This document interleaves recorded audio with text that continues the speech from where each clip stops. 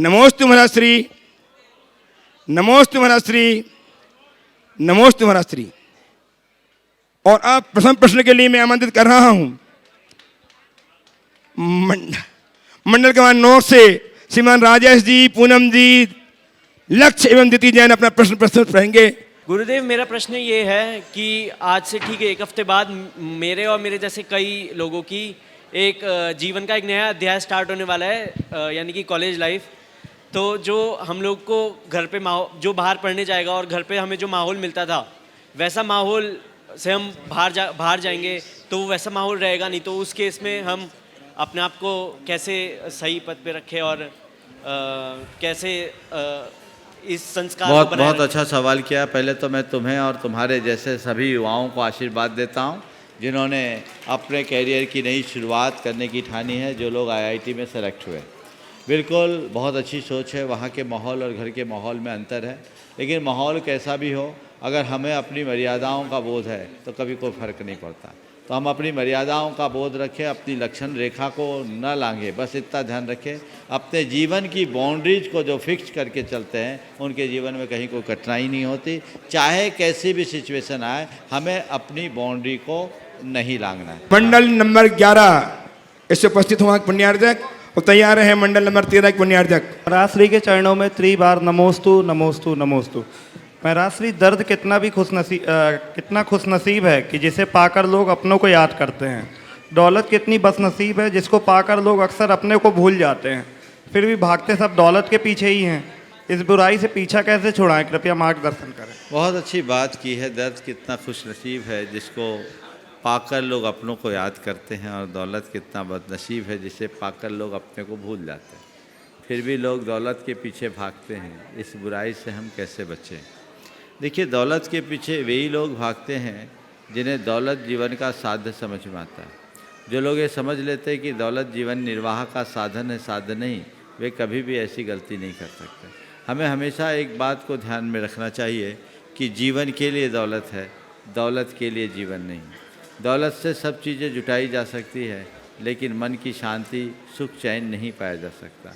इसलिए हमें अपने जीवन की प्राथमिकता सुख चैन को देनी चाहिए। नमोस्तु महाराज। हाँ, उपस्थित हम मंडल नंबर 13 पुण्यार्जक। गुरुदेव, मेरा प्रश्न है कि समाधि भावना में पढ़ता हूँ, उसमें एक लाइन आती है, पंडित पंडित मरण हो मेरा ऐसा अवसर दो। तो मुझे ये बात समझ में नहीं आई, थोड़ा सा इसके बारे में। पंडित पंडित मरण ये टेक्निकल शब्द है। हमारे यहाँ मरण के 5 भेद बताएं। एक बाल मरण, बाल मरण जो मिथ्या दृष्टियों का होता है। फिर बाल मरण जो असंयत सम्यक दृष्टियों का होता है। बाल पंडित मरण यानी जो व्रती श्रावकों का मरण होता है। पंडित मरण मुनि राजों का होता है। और पंडित मरण केवल ज्ञानी का होता है। तो पंडित मरण का मतलब वही है। शत शत नमन, नमोस्तु नमोस्तु नमोस्तु महाराज जी। मेरा प्रश्न अपने रोज के दैनिक जीवन से ही संबंधित है। महाराज जी, जैसे गांव में नीम के पेड़ कम होते जा रहे हैं पर घरों में कड़वाहट बढ़ती जा रही है, ऐसे ही वाणी की मिठास कम होती जा रही है पर शरीर में शुगर बढ़ती जा रही है। ऐसा विरोधाभास जिंदगी में भी देखने को मिलता है। जैसे कि किताबें सड़क के किनारे और जूते कांच के शोरूम में बिकते हैं। तो ये ऐसा विरोधाभास अपनी ज़िंदगी में भी है। जैसा परिवार ऊपर से दिखता है लेकिन सदस्यों में पूरा तालमेल और सामंजस्य नहीं है। तो महाराज जी, ऐसा क्या करें कि परिवार जैसा सामंजस्य होना चाहिए और तालमेल से सब सदस्यों को एक साथ होना चाहिए, इसके लिए हमें क्या करना चाहिए महाराज जी? देखिए, इसके लिए एक ही उपाय है, नीम की तासीर को हम अंगीकार कर लें। नीम की तासीर क्या है? कड़वा। क्या है? कड़वा। नीम की एक विशेषता है, वो केवल ऑक्सीजन का उत्सर्जन करता है। जी महाराज। कार्बन डाइऑक्साइड को लेकर के ऑक्सीजन छोड़ता है। जी महाराज। जब मनुष्य के अंदर ये तासीर प्रकट हो जाएगी कि बुराई को पाकर के भी अच्छाई छोड़े तो जीवन धन हो जाएगा। हम लोगों की दृष्टि बुराइयों की तरफ ज़्यादा हो गई है, बुराइयों की तरफ हम आकर्षित हो गए। ऑक्सीजन लेकर के कार्बन डाइऑक्साइड छोड़ने की प्रवृत्ति अपना रखें। ये प्रवृत्ति बदले, ये सोच बदले, तभी हम कुछ कर सकते हैं। मैं वंदना सेठी सूरत से। मुनि द्वय के चरणों में मेरा और मेरे परिवार की ओर से त्रिबार नमोस्तु नमोस्तु नमोस्तु। हे गुरुवर, आपकी चर्या इस युग में तपस्या का जीता जागता प्रमाण है। लाखों लोगों की शंका का समाधान आपके अद्भुत ज्ञान का प्रमाण है। ये गुणायतन की परियोजना आपकी बड़ी सोच का जीता जागता प्रमाण है। आपका व्यक्तित्व जैनत्व की विशालता का प्रमाण है। हे गुरुदेव, ये प्रश्न मेरे बच्चों का है। वो पूछते हैं कि मम्मी, आप पूजा में रोज जल चंदन अक्षत चढ़ाते हो, बार बार एक ही चीज़ चढ़ाते हो, तो हम क्यों ऐसी पूजा करें बार बार? तो मेरी इस शंका का आप समाधान करें और बच्चों को सही राह बताएं। नमस्ते बहुत गुरुदेव। अच्छी बात की है कि बार बार एक ही चीज़ क्यों चढ़ाते हो। उन बच्चों से कहो बार बार एक ही रोटी क्यों खाते हो। महाराज जी वो बोलते हैं, बोले पूजा में और अंतर है ना इसमें खाने में। तो सुनो, उनको यही समझाना है और वो अंतर भी समझाना है। उनको बोलो कि हम भगवान के चरणों में वो चढ़ाते हैं जो या तो हमें प्रिय है या जो हमें प्रेरणा दे। समझ गए? जी महाराज जी। जल, चंदन, अक्षत, पुष्प, दीप, धूप, नैवेद्य, दीप, धूप और फल, ये 8 चीज़ें हैं। इनके पीछे गहरा प्रतीक जुड़ा हुआ है और उस प्रतीक के निमित्त हम लोग इसको चढ़ाते हैं। जल तरलता का प्रतीक है, जल में प्रवाह है। समझ गए? वो समर्पण का द्योतक है। भगवान के प्रति अपने भावों को समर्पित करने के लिए हम जल चढ़ाते हैं। जल से श्रेष्ठ समर्पण का और कोई माध्यम नहीं। एक बार डालो, बहते जाए और बढ़ते जाए, ये है समर्पण। नीचे की ओर जाए वो समर्पण है। चंदन सुगंध का तो प्रतीक है ही, शीतलता का भी प्रतीक है और वो हमारी श्रद्धा का प्रतीक है। चंदन को माथे पे लगाया जाता है, तो जो माथे पे लगाए जाने योग्य है वही हमारी श्रद्धा की अभिव्यक्ति है। अक्षत हमारे भेद विज्ञान का प्रतीक है। जो अक्षत के तुष अलग है और चावल अखंड अलग है, शरीर अलग है, आत्मा अलग है। इस भेद विज्ञान की पुष्टि हमें अक्षत से होती है। पुष्प प्रेम का प्रतीक है। किसी के प्रति प्रेम प्रकट करने के लिए हम पुष्प अर्पित करते हैं ना, पुष्प गुच्छ देते हैं, पुष्प देते हैं। भगवान के प्रति अपने प्रेम को प्रकट करने के लिए हम पुष्प रखते हैं। और नैवेद्य निवेदन का प्रतीक है। जिसके प्रति प्रेम हो उसके लिए हम कुछ ना कुछ निवेदन करेंगे और वो नैवेद्य के माध्यम से होता है। धूप, दीप ज्ञान का प्रतीक है, जो प्रकाश के रूप में प्रकट होता है। तमसो माँ ज्योतिर्गमय की बात हम करते हैं। और धूप हमारे जीवन के सद्गुणों का प्रतीक है। जैसे धूप को खेते हैं तो धूप जलने के बाद भी सुगंध फैलती है, ऐसे ही हमारे अंदर सद्गुणों की सुवास फैले। और फल हमारे जीवन की सफलता का द्योतक है। तो ये सब हमारे जीवन के मूलभूत तत्व है जो धर्म क्षेत्र में आगे बढ़ने के लिए बहुत ज़रूरी है। और इसलिए हम भगवान के चरणों में इन्हीं सब चीज़ों को नित्य प्रति चढ़ाते हैं।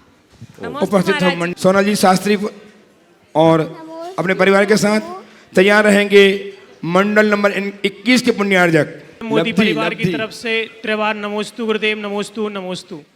गुरुदेव, पिछले 8 दिन से हमने संगीत में बहुत अच्छे से पूजन और विधान किया। तो मेरा क्वेश्चन यहीं से है कि जैन दर्शन में संगीत की क्या व्याख्या है और तपो साधना में उसकी कितनी उपयुक्ता है, कृपया व्याख्या करें। देखो, जैन दर्शन में संगीत का बहुत महत्वपूर्ण स्थान है।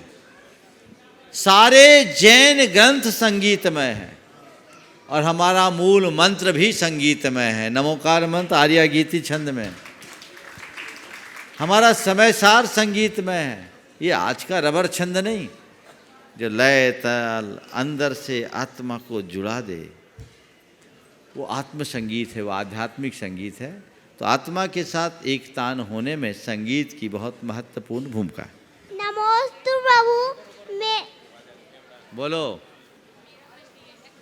नमोस्तु प्रभु, मेरा प्रश्न ये है बोलो बोलो बोलो। कि महाराज जी हनुमान जी का प्रक्षालन देने से क्या पुण्य मिलता है? भगवान जी का प्रक्षालन देखने से क्या पुण्य मिलता? बहुत अच्छा सवाल किया। भगवान जी का प्रक्षालन देखने से हमारे पापों का प्रक्षालन हो जाता है। समझ गए? हमारे पाप धुल जाते हैं। चलो, हाँ चल। आइए श्रीमान, 21 से और तैयार हैं 23 हाँ मंडल के पुण्यार्जक। 23, हाँ बोलिए। महाराज जी, छुट्टन देवी सुशील कुमार पहाड़िया परिवार की तरफ से बारंबार नमोस्तु नमोस्तु नमोस्तु। 2 मंडल है, हाँ बोलो। थड़ी मार्केट जैन समाज की तरफ से भी नमोस्तु महाराज जी। महाराज जी मेरा प्रश्न है कि मनुष्य पाई पाई जोड़कर लाखों रुपए कमाता है, पाई पाई जोड़कर लाखों रुपए कमाता है, और वो उसने अपने जीवन काल में कई बार ऐसा होता है कि कई मनुष्य ऐसे होते हैं जिन्होंने कुछ भी धर्म कर्म नहीं किया होता है और वो छोड़कर उसको अपने बेटे पोतों के लिए छोड़ के चले जाते हैं। अब बेटे पोते उसके उस धन को या तो वो अच्छे काम में लगाए या बुरे काम में लगाए। तो मेरी शंका ये है महाराज जी, उसकी जिस आदमी ने वो धन कमाया और धन कमाने के बाद में वो चला गया, उसके बाद में उन्होंने जो अच्छे और बुरे का जो काम हुआ उससे, उस धन से, तो वो क्या उनको मिलेगा आगे जाके? देखो, ये बात बहुत समझने की है। एक सज्जन ने अपने बेटे से कहा कि बेटा, मैं तेरे को अपनी संपत्ति दे रहा हूँ और मेरे मरने के बाद ये 21 लाख रुपया का तू दान कर देना। बेटे ने कहा, पिताजी आप मुझे एक बात का जवाब दो। बोले क्या? बोले ये पैसे आप मुझे छोड़ करके दे करके जा रहे हो या आपको देना पड़ रहा है? बेटे ने जो बात कही से बोल रहे हैं। बोले मतलब मैं आपसे पूछ रहा हूँ कि आप मुझे ये रुपये दे रहे हो और उसमें से 21 लाख का दान करने के लिए दे रहे हो, ये क्यों दे रहे हो? बोले बेटा मैं ले जा नहीं सकता इसलिए तेरे को दे रहा हूँ। तो बोला यही तो मैं पूछ रहा हूँ कि आप मुझे दे के जा रहे हो या आपको देना पड़ रहा है? तो बेटा ये समझ लो कि देना पड़ रहा है। तो बेटे ने कहा, पिताजी आप ऐसा करो कि मैं नहीं चाहता हूँ कि आपको देना पड़े, आप सब अपने साथ ले जाओ। मैं नहीं चाहता कि आपको देकर जाना पड़े, आप सब अपने साथ ले जाओ। बोले कैसे ले जाएंगे? बोले अपने साथ दान कर दो, सब ले जाओगे। आप मुझे दान देने के लिए दे रहे हो, इससे अच्छा तो यही होगा कि आप अपने हाथों से दान दो। आप अगर छोड़ करके जाओगे तो संपत्ति मेरी हो जाएगी और उसका दान करूंगा तो दान करता मैं बनूंगा, तो मेरे खाते पुण्य आएगा, आपके खाते नहीं। लेकिन आप अपने हाथों अगर दान करोगे तो उसका पूरा पुण्य आपके खाते जाएगा। इसलिए मेरा आपसे निवेदन है, आपने मुझे जो संस्कार दिए हैं और मेरे लिए जो आपने दे दिया बहुत है। ये 21 लाख आप बोल रहे हैं, मेरी तरफ से 10 लाख और मिला दीजिए, 31 लाख आप अपनी तरफ से दान कीजिए। नमोस्तु महाराज जी। एक बहुत अच्छी दृष्टि उनने दी। तो मैं एक बात आप सबसे कहता हूँ, तुम्हारे बाद वो संपत्ति तुम्हारी नहीं होगी, उसका मालिक कौन होगा? या तो कोई को नॉमिनी बना के जाओगे वो होगा, नहीं तो वो जो तुम्हारे वारिश होंगे वही होगा, तुम तो नहीं। तो तुम्हारी संपत्ति नहीं तो तुम्हें पुण्य कहाँ से मिलेगा? बल्कि जीवन भर संपत्ति को रोक रखने का जो पाप है वो साथ में जरूर जाएगा। इसलिए बोझ हल्का करके जाना। बाल बच्चों को जो देना है दे देना, लेकिन अपने साथ जो लेकर के जा सको उसको ले जाने के लिए उत्साहित रहना। चलिए, हाँ एक मंडल और। हाँ, गुरुदेव के चरणों में मेरा और पहाड़ी परिवार जयपुर की ओर से 3 बार नमोस्तु नमोस्तु नमोस्तु। हे गुरुदेव, जैनेतर समाज में गणधर जी को प्रथम पूज्य मानते हैं।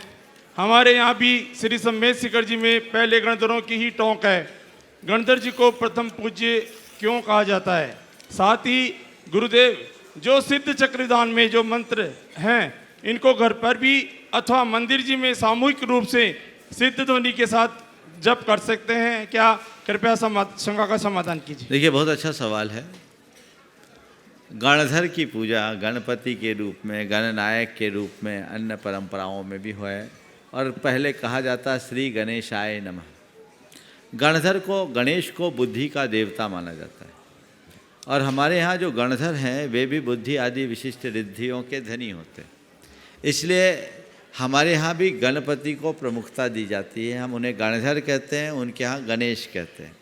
अंतर केवल यही है हमारे गणधर बुद्धि आदि रिद्धियों के धनी हैं और भगवान की वाणी को आत्मसात करने के लिए हमें गणधरों की शरण लेनी पड़ती है, क्योंकि गणधर ही उनकी वाणी को समझने में और हम सबको सब तक पहुंचाने में समर्थ होते हैं। इसलिए गणधर हमारे गुरु हैं और हमारे यहाँ कहावत है, गुरु गोविंद दोनों खड़े काके लागे पाए, बलिहारी गुरु आपकी गोविंदियो बताए। तो जो भगवान की वाणी का अर्थ बोध कराते हैं, जो भगवान से हमारा परिचय कराते हैं, वे गणधर हैं। इसलिए पहले गणधर को प्रणाम करते हैं, समझ गए। इसलिए हम लोग कहते हैं मंगलम भगवान वीरो मंगलम गौतमो गणी। तो गणधर की आराधना करने में कोई दोष नहीं, बल्कि करना ही चाहिए। गौतम गणेशाय नमः कई लोग लिखते हैं। तो ये कौन गणेश है? गणेश का जो मूल अर्थ है, गण का अर्थ होता है 12 संघ। जो 12 गण होते हैं समवसरण में, वो 12 सभाओं को 12 गण कहते हैं। उनके ईश यानी उनके जो मुखिया हैं वो गणेश कहलाते हैं। उनको ही गणपति कहते हैं, उनको ही गणधर कहते हैं, उनको ही गणनायक कहते हैं। तो गणेश, गणपति, गणधर, गणनायक जैन परंपरा में वे हैं जो बुद्धि आदि रिद्धियों से मंडित होते हैं और तीर्थंकरों की दिव्य ध्वनि का सार हम सबको सुनाते हैं। जो द्वादशांग की संरचना करते हैं वो गणधर हैं। इसलिए गणधर को पहले प्रणाम करो। और गणधर वाले, इसीलिए मैंने कहा यहाँ गणधर वाले विधान की जो बात मैंने की, गणधरों की वंदना हमारे जीवन की शुद्धि का बहुत बड़ा कारण है, वो हम सबको करना चाहिए। आपने कहा सिद्ध चक्र विधान के मंत्र की आराधना मंदिर जी में कर सकते, कोई बुराई नहीं है, बल्कि करना ही चाहिए। अगर आप कर सके तो कर सकते हैं। ओम। महाराज जी, जयपुर से इंद्र कुमार जैन अर्ज कर रहा हूँ। हाँ। बड़े सौभाग्य से मैं आपका चतुर्मास जयपुर में मिला और उस समय आपने अग्रणी होकर के और जो संलेखना का जो प्रोग्राम आपने प्रेषित किया कंट्रोल, और उसमें सफलता मिली, उसके लिए आज भी जयपुर समाज पूरे भारत के साथ आपका आभारी है। महाराज जी, मेरा प्रश्न है संयुक्त परिवार के लिए। महाराज जी, हम संयुक्त परिवार के से संबंधित हैं और 4 पीढ़ियाँ एक साथ रहती हैं अभी भी, लेकिन आगे भविष्य क्या है इस संयुक्त परिवार का? क्योंकि अब तो बहुत छोटी फैमिली होने लग गई, आपस में 2 भाई भी एक साथ नहीं होते, तो इसका भविष्य ये रहेगा, ये एक वंस अपॉन ए टाइम में रह जाएगा संयुक्त परिवार? आप संयुक्त परिवार रहेगा कि नहीं रहेगा, मुझे तो लग रहा परिवार ही रहेगा कि नहीं रहेगा, यही संशय है। जो काला अध्याय देखने को मिल रहा है हमको, अब तो लिव इन का कंसेप्ट बहुत तेजी से बढ़ रहा है, घोर विकृति की तरफ समाज जा रहे हैं। और मुश्किल ये है कि सारे लोग, सारे नामचीन लोग, सारी हस्तियाँ इसको प्रोत्साहित कर रही है और हमारी पीढ़ियाँ बर्बाद हो रही है। आज भी मेरे जानकारी में ऐसे अनेक युवक और युवती हैं जो 35-38 साल की उम्र पार कर गए और विवाह के बंधन में नहीं बंध रहे हैं और ब्रह्मचर्य भी नहीं रख रहे हैं। सोचिए उनका भविष्य क्या होगा। लिव इन का कंसेप्ट जिस तरीके से पांव पसार रहा है, वो पूरे समाज के लिए बहुत गंभीर चिंता का विषय बनते जा रहा है। समय के साथ होने वाले इस बदलाव में हम सबको बहुत सचेत रहने की जरूरत है। ससम्मान उपस्थित हों गुणातन के शिरोमणि संरक्षक टेक्सास यूएसए से श्रीमान विजय मंजू जी जैन। नमोस्तु गुरुवर, दोनों मुनिराज के चरणों में मेरा और मेरे परिवार का त्रिवार नमोस्तु नमोस्तु नमोस्तु। गुरुवर, आज आपके सानिध्य में और भगवान की कृपा से, आपके आशीर्वाद से सिद्ध चक्र मंडल विधान सानंद संपूर्ण हुआ। बहुत अंदर से मन खुश है। आशीर्वाद दीजिए कि अगले साल फिर आपके सानिध्य में इस महामंडल विधान में शामिल होने का सौभाग्य प्राप्त कर सकें। महाराज जी, मेरा क्वेश्चन है, जहाँ सुख दिखता है वहाँ मिलता नहीं, जहाँ मिलता है वहाँ दिखता नहीं, तो दिखने और मिलने में तालमेल कैसे बनाएं और सुख कैसे पाएं? देखिए, सबसे बड़ी बात तो आज अपने सिद्ध चक्र विधान की संपन्नता की बात की। निश्चित ये विधान अत्यंत भव्यता के साथ संपन्न हुआ। अनेक बार विधान हुए और हर जगह लोगों के विधान के बाद ऐसी ही अनुभूति होती है, लेकिन इस बार मैं देख रहा हूँ शाश्वत सिद्ध क्षेत्र में हुए इस विधान के प्रति आप लोगों का रुझान कुछ विशेष दिख रहा है। एक अलग विशुद्धि है। आप ह्यूस्टन अमेरिका से चल कर के विधान के लिए आई और अगले विधान के लिए अपना मनोभाव प्रकट कर रही हैं, यही इस विधान की सफलता का सबसे बड़ा प्रमाण है। जितने लोग भी इस विधान में सम्मिलित हुए हैं सब यही कह रहे हैं महाराज अगला विधान कब होगा, हमें आना है। सुशीला जी भी अभी बोल रही थी महाराज क्या होगा, फागुन में होगा कि नहीं होगा। बस मैं तो आप सबसे ही कहता हूँ जब भी अनुकूलता होगी विधान होगा, और अब की बार होगा तो 108 विधान मंडल का होगा। इसलिए आप लोग अपना मन बना करके रखें। इस विधान को संपन्न करने के लिए जिन कार्यकर्ताओं ने अपना योगदान दिया है मैं उन सबको बहुत बहुत आशीर्वाद देता हूँ। किसी गांव शहर में तो बहुत सारे कार्यकर्ता मिल जाते हैं, लेकिन यहाँ इस क्षेत्र में पर हमारे ये 8-10 लोगों की टीम है। ये टीम बड़ी सशक्त और एक प्रकार के सिपाही की तरह काम करने वाले हैं। जब से हम यहाँ आए हर काम को अच्छे से अंजाम देने वाले हैं। उनसे बस इशारा भर हो जाए तन मन धन से आगे आते हैं। चाहे डब्बू कासलीवाल हो, नरेंद्र सेठी हो, राजेश विनायका हो, अन्नू अजमेरा हो और इधर अनिल सेठी हो, सुनील विनायका हो। ये एक ऐसी सशक्त टीम है जो एक पैर में खड़े होकर के काम करती है। और इसके साथ ही आपके जा कर के अपनी बहन शकुन दीदी ने, और चातुर्मास में तो सभी लगे हुए हैं। और इधर कपूर चंद जी कोटा वाले बहुत कर्मठ कार्यकर्ता, हरीश जी कागजी, और इनने जो काम किया है मैं इनको बहुत बहुत आशीर्वाद देता हूँ। और इसके साथ ही सिद्धार्थ जी कासलीवाल जो अब गुनायतन में अपनी सेवाएं अर्पित कर रहे हैं, बहुत तत्परता के साथ लगे हैं। और साथ ही गुनायतन में जो काम करने वाले सहयोगी हैं, रात दिन एक करके जिस तरह का कार्य उन्होंने किया है, और सुभाष जी हों, चाहे राजकुमार जी हों, चाहे संजय हो, चाहे अभिनव हो और निखिल, सभी जितने कार्यकर्ता हैं बहुत अच्छे से कार्य किया। मैं सबको आशीर्वाद देता हूँ। और ब्रह्मचारी अभय भैया तो वन मैन आर्मी हैं। पूरे कार्यकर्ता अगर कहें तो इस पूरे कार्य को संचालन करने का श्रेय किसी को जाता है तो ब्रह्मचारी अभय को जाता है। विधानाचार्य तो वक्त पर आते हैं और सजे सजाए मंच पर अपना कार्यक्रम कर लेते हैं, लेकिन अभय ऐसे हैं जो बड़ी सरलता के साथ पूरे आयोजन की कमान, इसलिए मैं निश्चिंत रहता हूँ। और मैं तो ऐसे ही को चुनता हूँ कि मुझे कुछ ना करना पड़े, मुझे तो केवल मंच पे बैठना पड़े, बाकी सब आप सलटा लें। और बहुत कुशलता से अत्यंत ठंडे मन से उनने इस कार्य को संपन्न किया है। मैं उन्हें आशीर्वाद देता हूँ। आगे आ जाओ। और इसके साथ ही सुदर्शन जी, डॉक्टर सोनल जी, विकर्ष जी, और इस बार ब्रह्मचारी तनुर भैया पहली बार हमारे किसी कार्यक्रम में आए हैं। बहुत हाँ हाथ तो हाथ ही है पूरा बिल्कुल। और ब्रह्मचारी तरुण वो भी बहुत कुशलता से पूरे के पूरे कार्यक्रम को संपन्न किए हैं, संचालित किए हैं।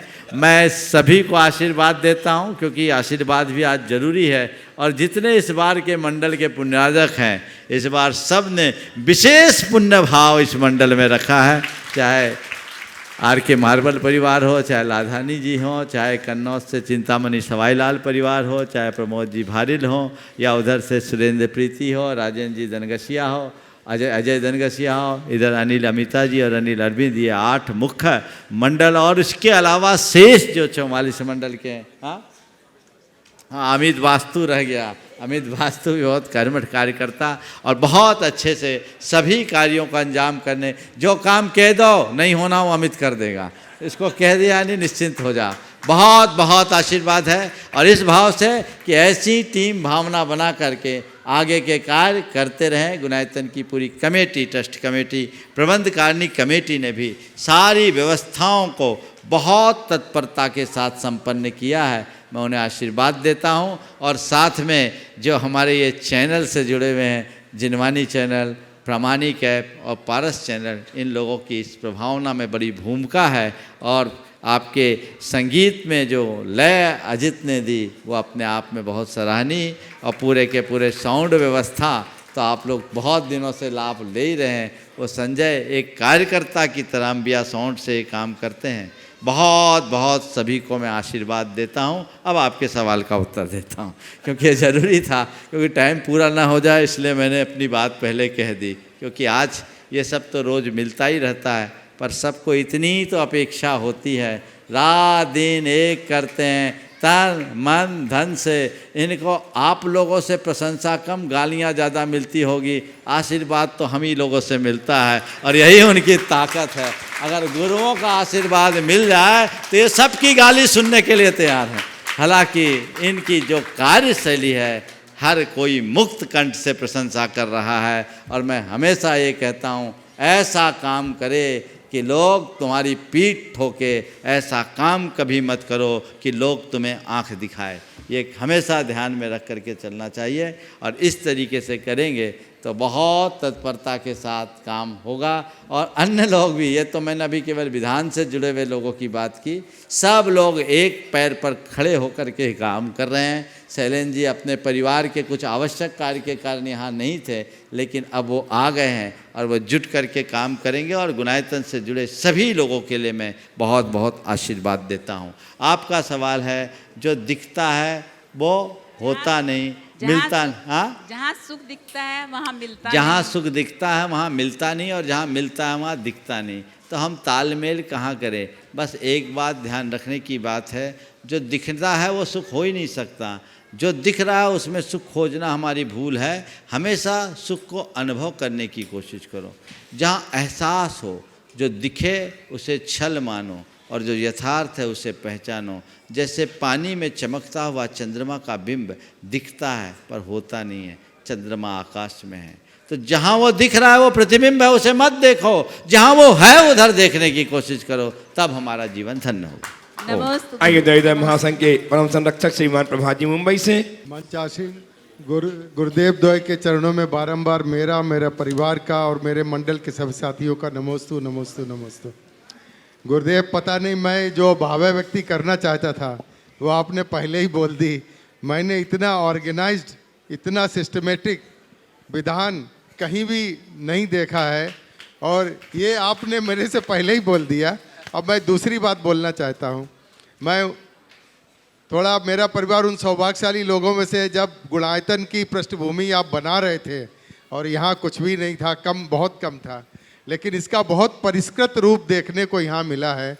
और मेरी भावना ही नहीं, विश्वास है ये आगे आने वाली समाज के लिए एक लैंडमार्क बनेगा और एक बहुत बड़ा उद्बोधक बनेगा। कम समय में जैन धर्म का सार लोगों को देखने को मिलेगा, ऐसा मुझे विश्वास है। और ये विधान में कि जो धर्म की धारा वही है गुरुदेव, मैं वचनों में तो नहीं बोल सकता हूँ।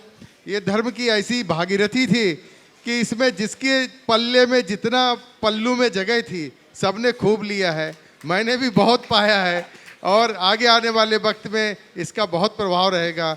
आगे आने वाले विधान में अपनी उपस्थिति भी दर्ज कराऊंगा। मेरी कोई शंका नहीं है। इस बड़े सम्मोहन में सब शंकाएं हमारी जवाब मिल जाते हैं। बस बारंबार आपके चरणों में नमोस्तु नमोस्तु नमोस्तु। बहुत बहुत आशीर्वाद। भैया तरुण जी उपस्थित हों, तैयार हैं। डॉक्टर कल्याण जी गंगवाल, पुणे। नमोस्तु भगवान। नमोस्तु महाराज जी, एक मेरी शंका है। हाँ, बोल दीजिए। हाँ। उस दिन का प्रश्न तो अधूरा था, वो कोई बात नहीं, लेकिन अभी दूसरी ये है। अभी इसमें सिद्ध चक्र महामंडल विधान में बहुत आनंद आया और जो आनंद की अनुभूति हम लोगों ने यहाँ रह के की। घर में मैं 8 साल से लगातार सिद्ध चक्र विधान करती थी, पूर्णमती माता जी वाला, लेकिन इस बार संस्कृत का करके अलग अनुभव मिला है। दूसरी बात मुझे ये पूछनी थी, जो लोकांतिक देव होते हैं जब वो पालकी उठाने के लिए आते हैं तो वो केवल उस समय यहाँ पे आते हैं या फिर बाद में भी कभी यहाँ आते रहते हैं या नहीं आते हैं? लौकांतिक देवों के विषय में आगम में जो चर्चा है वो मूल रूप से ये है कि लौकांतिक देव भगवान के वैराग्य की सराहना करने के लिए आते हैं और जब भगवान को वैराग होता उस समय आते हैं, उनकी सराहना करके चले जाते हैं, पालकी देवतागण उठाते हैं। पर हरिवंश पुराण के अनुसार भगवान के विहार काल में भी लौकांतिक रहते हैं, ऐसा हरिवंश पुराण में। नमोस्तु महाराज जी। नमोस्तु। नमोस्तु भगवान। तरुण भैया जी और तरुण भैया जी बोले। हाँ बोले। नमोस्तु भगवान। भगवान, धर्म को जब पेंडिंग रखने का मन हो तब यह याद कैसे रखें कि रोग, मौत और बुढ़ापा, धर्म को, धर्म की क्रियाओं को जब पेंडिंग रखने का मन हो जाए तब यह कैसे याद रखें कि रोग, मौत और बुढ़ापा मेरे पीछे मेरे साथ में है, इसको स्मृति पथ पर कैसे रखें? बहुत अच्छी बात है। जब धर्म को पेंडिंग रखने की बात आए तो ये स्मृति कैसे रहे कि रोग, मौत और बुढ़ापा मेरे पीछे। मैं तो ये कहता हूँ जैसे इस बात की स्मृति हो कि मेरे पीछे रोग है, मेरे पीछे बुढ़ापा है और मेरे पीछे मौत है, वो किसी काम को पेंडिंग कर ही नहीं सकता। पेंडिंग केवल और केवल वे ही करते हैं जिनके लिए रोग, मौत और बुढ़ापा दिखता नहीं। ये दिखना चाहिए। दो पंक्तियां कहूंगा तुम्हारे को। जिंदगी राह पर नहीं आती, जिंदगी राह पर नहीं आती, मौत जब तक नजर नहीं आती। इसलिए उसे हमेशा ध्यान रखो, हर पल इसका एहसास होना चाहिए। यदि वो एहसास हो तो हमारा जीवन धन्य। उपस्थित हो आदरणीय कल्याण जी गंगवाल पुणे से। गुरुवर चरणों में त्रिवार नमोस्तु। गुरुवर आज एक किताब की सारे संसार में चर्चा है और वो किताब है हेनरी टॉड की। हेनरी टॉड करके राइटर है और उसने किताब लिखी है डाई एम्प्टी। डाई एम्प्टी यानी मरने के पहले सब खाली हो जाओ। गुरुवर आपके प्रवचनों में यही बात अलग ढंग से, आध्यात्मिक ढंग से आप रखते हो। ये पूरा किताब आज वर्ल्ड बेस्ट सेलर बुक है, सारे संसार के लोग पढ़ते हैं। और पूरा किताब पढ़ने के बाद में मुझे लगा यह सिर्फ जैन फिलॉसफी उसने बताई है। उसने कहा है कि तुम जाने के पहले सब धीरे धीरे एक एक छोड़ते जाओ, इसमें जितना आनंद आएगा आपकी लॉन्गिविटी बढ़ती जाएगी। गुरुवर मुझे पिताजी याद आते हैं, मेरे माता याद आते हैं। यही बात उन्होंने बचपन से हमें सिखाई। इसलिए मैंने क्लिनिक के ऊपर लिखा है कि हे प्रभु, मुझे तूने जो दिया है वो मैं जाने के पहले तुझे सब लौटा के जाऊंगा। गुरुवर ये फिलॉसफी आज विदेशों में बहुत बड़ी पॉपुलर हो रही है। नोबेल प्राइज़ मिलने वाले लोग भी है, योशिनारा होशोमी जापानीज, उसको भी उपवास के ऊपर नोबेल प्राइज़ मिला।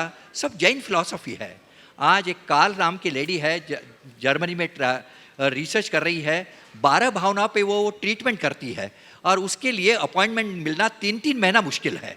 सारे संसार के लोग जा रहे हैं उसके पास और वो 12 भावना के ऊपर ट्रीटमेंट करती है। गुरुवर ये हमारा आध्यात्मिक ज्ञान हम सारे इंटरनेशनल प्लेटफॉर्म पे कैसे रखें ताकि ये सब बातें सारे संसार को मालूम हो कि ये सब जैन धर्म की बातें हैं, जैन धर्म की बातें हैं, जैन धर्म की बातें हैं।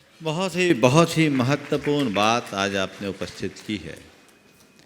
हमारे पास तत्व ज्ञान तो बहुत उत्कृष्ट है, पर दुर्भाग्य ये है कि हमने उसे ठीक तरीके से प्रचारित करना ही नहीं चाहा। हमने अपने धर्म को अपने मंदिर मूर्तियों तक सीमित रखा। काश हमने धर्म के मूल तत्वों को आम जनों तक पहुंचाने की कोशिश की होती और उसकी युगानुरूप व्याख्या की होती तो आज जैन धर्म की स्थिति कुछ और होती। फिर भी जो हो गया सो हो गया। आज हमारे पास बहुत सुविधा है। आज टेक्नोलॉजी का युग है। अगर टेक्नोलॉजी का सही उपयोग करके हम जैन धर्म के मूलभूत तत्वों को जन जन तक पहुंचाने का उपक्रम करें तो मुझे लगता है कि आज हम जैन धर्म की प्रभावना बहुत आसानी से कर सकेंगे और लोगों तक जैन तत्व ज्ञान पहुंचाने में समर्थ हो सकेंगे।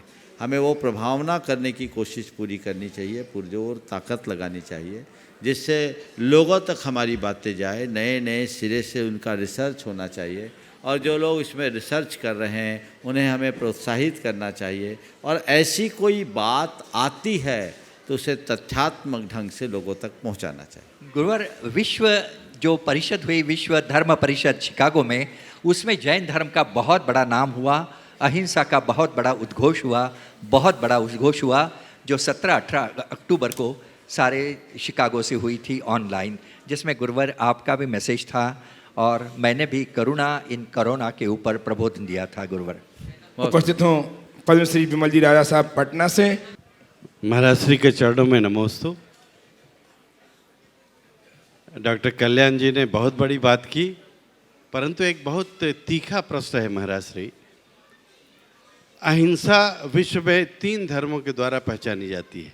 एक जैन धर्म, दूसरा बौद्ध और तीसरा ईसाई धर्म से।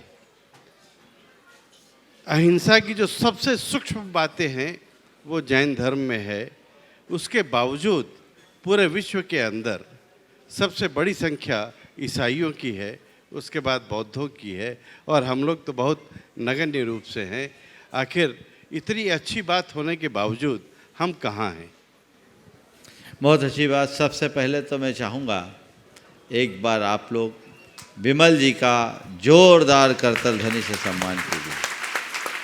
थोड़ा चेहरा दिखा दो आप विमल जी सबको। यह विमल जी रारा हमारे समाज के एक विभूति हैं और इन्होंने अपना पूरा जीवन समाज सेवा के लिए समर्पित किया, जिसके परिणाम स्वरूप पिछले वर्ष इन्हें पद्मश्री के सम्मान से नवाजा गया। जहाँ तक मुझे स्मृति है, बिहार, झारखंड, बंगाल या संभवतः पूरा पूर्वांचल में जैन समाज के ये पहले व्यक्ति होंगे। माँ चंदाबाई के बाद, चंदाबाई को तो पद्म भूषण राजेंद्र प्रसाद जी के टाइम मिला था, उसके बाद जहाँ तक मुझे स्मृति है ये पहला पद्मश्री अवार्ड विमल रारा को मिला है। यह जैन समाज के लिए बहुत गौरव की बात है। मैं इन्हें आशीर्वाद देता हूँ कि इसी तरह अपने कर्तव्य निष्ठा में लगे रहे और समाज की सेवा के साथ धर्म की प्रभावना भी करें। आपने बहुत महत्वपूर्ण बात की कि अहिंसा जो हमारा मूल तत्व और इसका सूक्ष्मतम विवेचन और अनुपालन हमारे पास होने के बाद भी हमारी संख्या इतनी कम क्यों, हमारी स्थिति ऐसी क्यों? इसके कई वजह हैं। एक समय था जब विश्व की, भारत की बहुसंख्यक आबादी जैन धर्मावलंबी थी, आज अल्पसंख्यक हो गए। इसके पीछे कई कारण हैं, राजनीतिक कारण भी हैं और कुछ हमारी सामाजिक संकीर्णताएं भी रही। मध्यकाल में जो भारतीय धर्मों पर दुष्प्रभाव पड़ा, जैन धर्म भी उससे अछूता नहीं रहा। ये सब कारण हैं जो आज हमारी इस स्थिति के जिम्मेदार हैं। थोड़ा सा देखिए उधर, शांत करिए। ये सब हमारी स्थिति के जिम्मेदार हैं, लेकिन अब परिस्थितियां बदली हैं और हम आज चाहें तो उन्हें काफ़ी कुछ बदल सकते हैं और हमें परिवर्तन की अलख जगानी चाहिए। जो खो गया उसके विषय में चर्चा करने से कोई लाभ नहीं है, लेकिन जो बचा है और जो आगे के लिए संभावना है उसे हमें तलाशना चाहिए और अहिंसा की प्रासंगिकता और अहिंसा की वैज्ञानिकता को जन जन तक पहुंचाने का प्रयास हम सबको करना चाहिए, ताकि जैन धर्म को हम जन धर्म के रूप में प्रतिष्ठापित कर सकें। उपस्थित डॉक्टर अशोक जी विद्युत प्रवर वाराणसी से और तैयार हैं श्री प्रमाण सागर सेवा संघ के युवक ललितपुर से। पूरा संघ उपस्थित होगा एक प्रश्न के लिए। प्रातः स्मरणीय पूज्य प्रमाण सागर जी महाराज तथा अरह सागर जी महाराज के श्री चरणों में त्रिकाल नमोस्तु।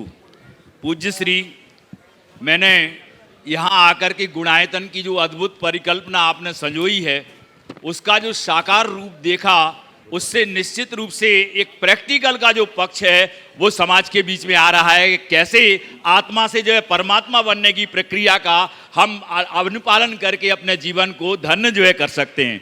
पूज्य श्री, एक मेरी जो है जिज्ञासा, क्या मैं सब यहाँ से एक संदेश जो है सबके बीच में पहुँचाना चाहता हूँ आपके मुखारविंद से, कि हम जब प्राचीन जिनवाणी जो है पढ़ते हैं और उसमें देव शास्त्र गुरु की जो है पूजन जो है पढ़ते हैं, चाहे वो प्राकृत भाषा में हो चाहे किसी भी भाषा में रही हो, तो पहले हम देव की पूजा करते थे और उनको अष्टद्रव्य चढ़ाते थे, फिर उसकी जयमाला करते थे, फिर शास्त्र की जो है स्थापना करते थे, फिर अष्टद्रव्य से पूजन करते थे, इसी तरह से गुरु की भी जो है पूजा करते थे। तो हम सब लोगों ने सरलीकरण कर दिया कि देव शास्त्र गुरु की पूजा मिला दी।